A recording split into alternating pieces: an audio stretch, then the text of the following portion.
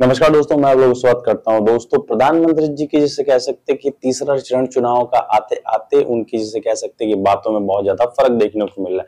क्योंकि पहले प्रधानमंत्री जी जब चुनाव स्टार्ट नहीं हुए थे तो आप देखेंगे कि 400 पार का नारा देते थे और मोदी जी की गारंटी का नारा देते थे। लेकिन दोस्तों अब ये नारा जिसे कह सकते हैं चेंज होते हुए नजर आ रहा है। क्योंकि दोस्तों उन्होंने कर्नाटक की रैली में ये कहा कि गरीबों का कल्याण होना है तो एक बार फिर से मोदी सरकार।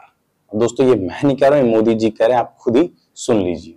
देश कह रहा है गरीबों के कल्याण के लिए फिर एक बार। तो दोस्तों आप लोगों ने सुन लिया होगा प्रधानमंत्री मोदी जी कह रहे हैं। दोस्तों वो क्यों कह रहे हैं? क्योंकि समझ में नहीं आ रहा है। क्योंकि दोस्तों जिस तरीके से पहले 2 चरणों में चुनाव हुआ है, क्योंकि जिस तरीके से जैसे कह सकते हैं कि ग्राउंड रिपोर्ट्स आ रही हैं, जिस तरीके से वहां के आकलन आ रहा है, उस हिसाब से तो ये लग रहा है कि हाँ बीजेपी कहीं ना कहीं थोड़ी पिछड़ते हुए नजर आ रही है। क्या पता अब जैसे कह सकते हैं कि हिंदू मुस्लिम वाला फैक्टर भी काम नहीं कर रहा है। क्योंकि देखेंगे तो चुनाव में जितनी भी रैलियां हुई प्रधानमंत्री जी को, तो उसमें कहीं ना कहीं हिंदू मुस्लिम धर्म की बातें की हैं, जिसपे जिसे कह सकते हैं कि चुनाव में उन्होंने नोटिस भी दिया, लेकिन नोटिस का उन पे ज्यादा कोई फर्क तो नजर नहीं आया। और दोस्तों दूसरी बात उन्होंने क्या की, ये भी मैं आपको बता देता हूँ। राहुल गांधी हैं, आप जानते हैं विपक्ष का एक बहुत बड़ा चेहरा राहुल गांधी नेता है। उन्होंने एक बात कही कि जब महाराजाओं का जमाना था तो उस वक्त गरीबों का शोषण होता था, उनकी जमीनों को छीन लिया जाता था और कुल मिला जुला के उन्होंने ये कहा कि उस वक्त बहुत ज्यादा गरीबों के साथ अत्याचार होता था। लेकिन दोस्तों अब देश में लोकतंत्र है तो लोकतंत्र से लोग आजाद हैं, अपनी अपनी बातें कह सकते हैं। लेकिन दोस्तों इसी ही बात को, जो राहुल गांधी ने कहा, इस बात को प्रधानमंत्री मोदी जी ने पकड़ लिया और कर्नाटक की रैली में एक बात कह दी कि शहजादे को महाराजाओं के बारे में बोलने में जिसे बहुत ज्यादा कह सकते हैं कि फक्र होता है, गलत बातें बोलते हैं। मतलब कि प्रधानमंत्री जी ने ये कहा कि हमारे महाराजाओं का अपमान किया है राहुल गांधी ने। अगर दोस्त के बात की जाए राहुल गांधी के दोस्तों, तो राहुल गांधी ने कहीं भी किसी भी महाराज का नाम नहीं लिया, किसी भी राजा का नाम नहीं लिया। लेकिन राहुल गांधी के लिए प्रधानमंत्री जी ने खुलेआम कह रहे हैं कि उन्होंने छत्रपति शिवाजी का अपमान किया। मतलब कुल मिला जुला के कई सारे राजाओं का नाम प्रधानमंत्री नरेंद्र मोदी जी ने अपनी कर्नाटक की रैली में लिया, जिनका नाम तो राहुल गांधी ने भी नहीं लिया। अगर बात की जाए राहुल गांधी की, राहुल गांधी ने क्या ही गलत बोला कि महाराजाओं का वक्त था, राजतंत्र था, उस वक्त लोगों के साथ अत्याचार होते थे, जनता परेशान होती थी।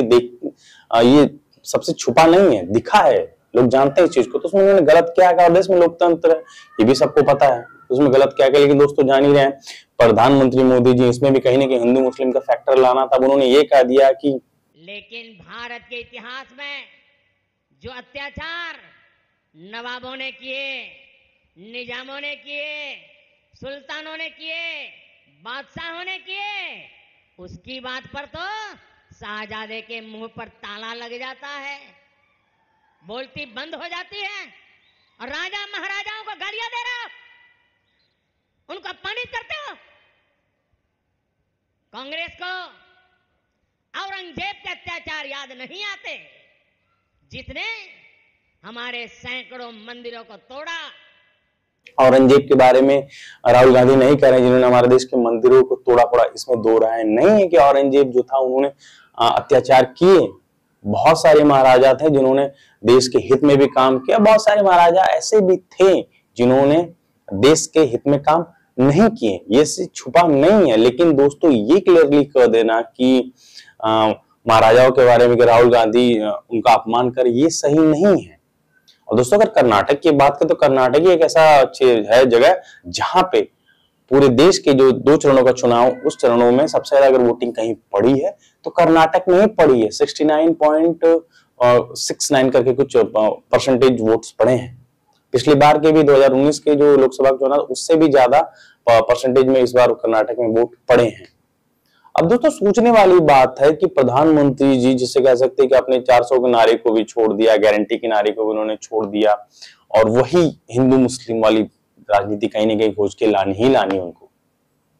बहरहाल दोस्तों आप लोगों की क्या राय इस वीडियो के कमेंट के माध्यम से जरूर बताएगा। दोस्तों आप लोगों से एक सवाल रहेगा कि जिस तरीके से र्यूमर्स आ रहे हैं, जिस तरीके से सर्वेज आ रहे हैं कि 2 चरणों में बीजेपी पार्टी पिछड़ती हुई नजर आ रही, क्या वो बात सही है? क्या जो आगे के जो तीसरा चरण का चुनाव होने वाला, क्या उसमें क्या बीजेपी पार्टी सचमुच पिछड़ जाएगी या फिर वो अपनी पोजीशन को बरकरार कर लेगी? इसका जवाब आप लोग कमेंट के माध्यम से जरूर दीजिएगा। मिलते हैं आप लोगों से नेक्स्ट वीडियो में, तब तक के लिए टाटा, गुड बाय, जय हिंद।